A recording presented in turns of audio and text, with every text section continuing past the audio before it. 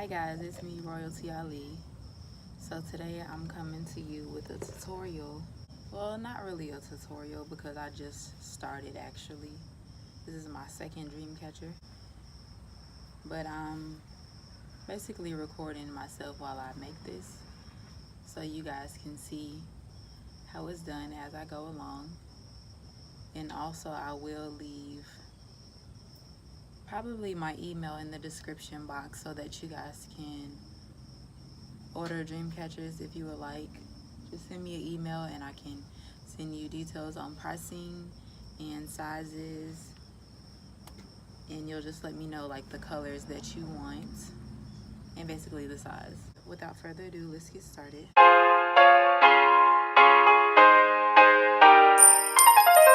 So I started this one last night. This one's for my grandma. She has a green and brown room. So I'm just gonna finish it up.